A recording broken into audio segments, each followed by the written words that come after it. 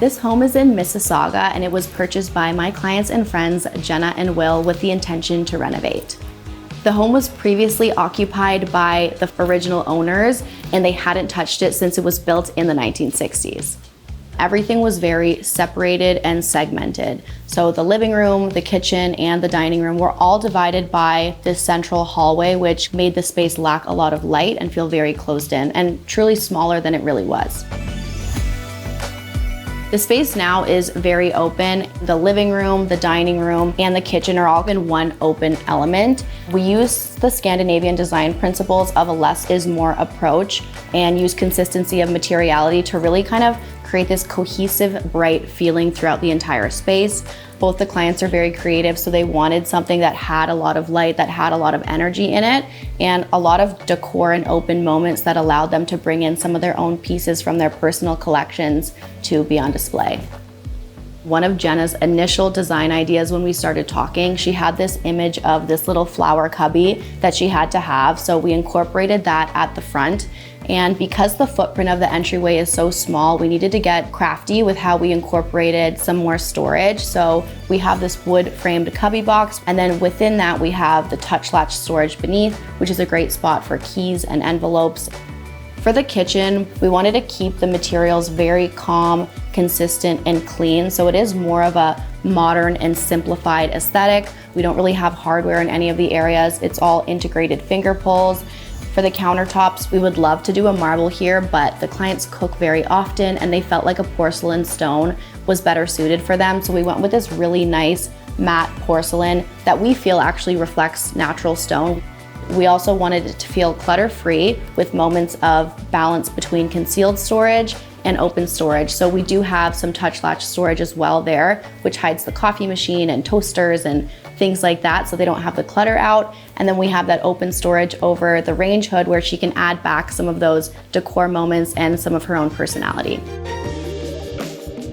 For the dining space, we wanted to build off of the lines from the kitchen. We've actually lined up the top of the banquette with the top of the kitchen millwork just to carry your eye across the room, and created this really nice banquette with some storage beneath it as well that is the same finish as the kitchen.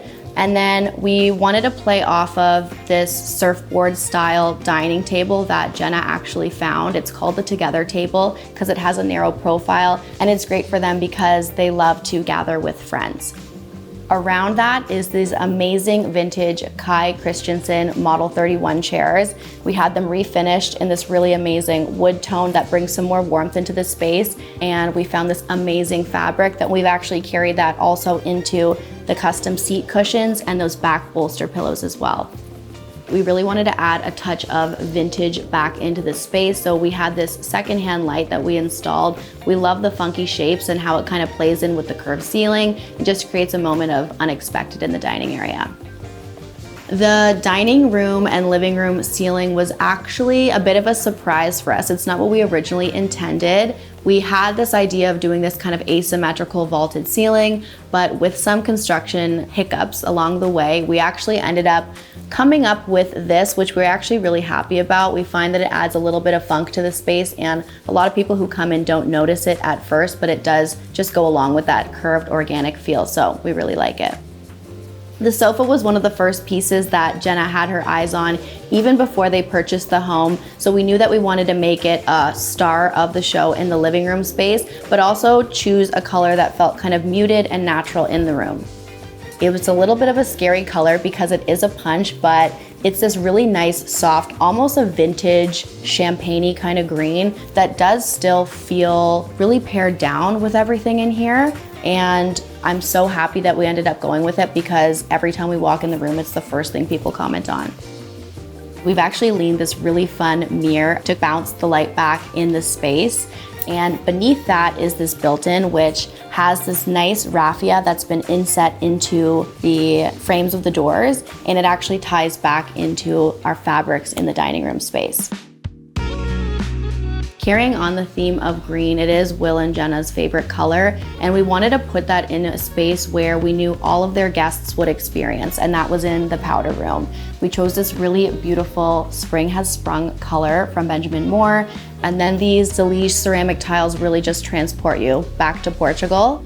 and this live finish brass faucet that was sourced from Morocco to really tie that feeling back in.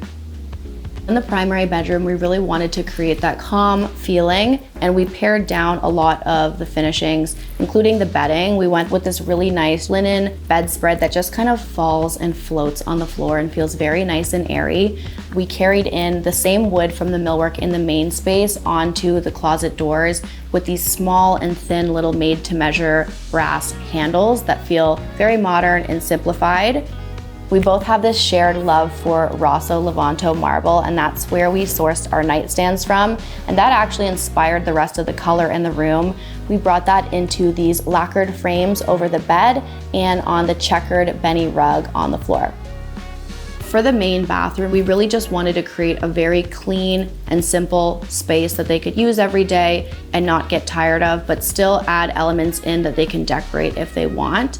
We went for a black and white theme in here, and we did carry the same Zellige tile from in the powder room, but in that white color. And we love this because it still has some variation to the tile. It's not your typical porcelain that's super flat. It still has that handmade feel and some color variation, so it gives that bit of interest there. In the basement, we've created this bonus living space that you get greeted by right when you head down the stairs. It's this nice little sitting area that Jenna can see clients in a really intimate setting, one-on-one, or also just hang out with girlfriends. We've paired it with some really fun art. We've leaned them instead of hanging them to make it feel a little bit more relaxed and just create a really fun space for her. Off of that is a little kitchenette space where she can make coffee for her friends, or she can even host it as a bar. We've done that with stronger colors down here because we did want a focal point in a space that's very white. So we used a black matte millwork color, and then the countertop and backsplash is all done in this really fun green terrazzo to carry that story downstairs. We've created another bathroom space in the basement, and for here we really wanted it to be pared down and simplified. We have this beautiful floating vanity that was carved out of concrete. We had the sconce, which is this really nice burnished brass that was shipped in from Europe, and this really fun organic mirror that we sourced from Australia. Now that the space is all completed, we're really happy with how it turned out. It's definitely evolved over the course of starting on this project, and so has my relationship with Jenna and Will. Like, we're all really close friends now, so we've got to understand each other on a personal level, and with all the eclectic pieces and the curves and the organicness of it, we really feel like it is a reflection of them, and it just feels good in here.